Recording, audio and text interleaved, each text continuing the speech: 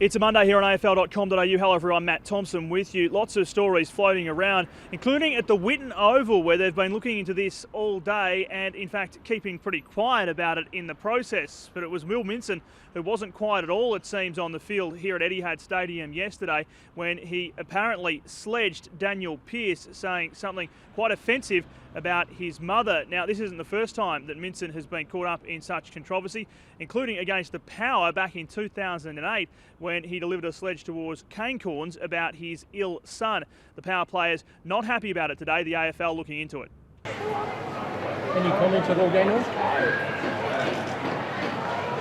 You know, you always have the talks about, you know, what's allowed, and I guess you always look at family, race, religion as three of the big things that you steer clear of, and yeah, I guess that's just happened. Meanwhile, Port Adelaide forward Jay Schultz is out of intensive care but still in hospital in Melbourne after suffering an abdominal injury. A victim of friendly fire during the size loss to the Bulldogs, the 27-year-old to remain in a general ward for several days to come. Obviously, because of the degree of the trauma, I expect he'll probably be unable to play for the next at least 3 to 4 weeks.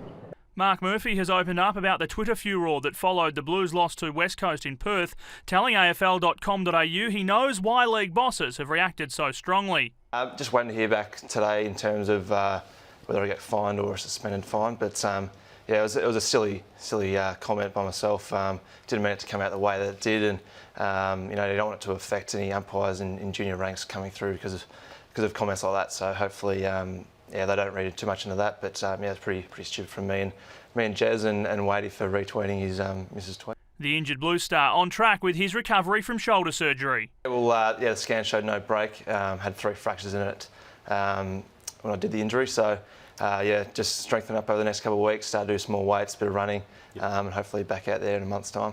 Familiar territory for Tom Scully, the Demons' former #1 draft pick, heading back to take on the club he abandoned for the first time, set to line up in Giants colours on Sunday. Yeah, look, I think, you know, obviously guys were disappointed, but I think they understood my decision and respected it. So, you know, from that point of view, I've had no issues from any of the players. Scully ready for whatever reception he gets at the MCG. I suppose once it all eventuated that I was coming here, you know, I suppose the Melbourne people and that obviously would have been disappointed, but you know, at the end of the day, I think, you know, we're all professional sportsmen and sports people. We all move on pretty quickly. We've all got jobs to do, so you know, it's been a long time since it's happened. I think people have got over it, and you know, once it comes around, you know, there might be a few boos and that, but you know, I think people get on with it and get over it. Still in Sydney, the Swans are preparing to host a rare Friday night clash against Geelong, and they're looking forward to it. You know, I think we had one last year, and previously we never got them before, so we've got one this year, and all the players are really pumped about playing in it, and just personally, the amount of people been coming up to me saying that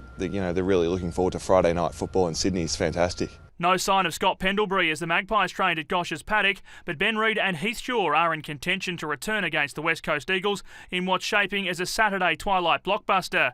And Brisbane mature-age recruit Dane Zorko has admitted yesterday's 65-point thrashing at the hands of Hawthorn may have sapped the Lions' confidence and undone all the good work.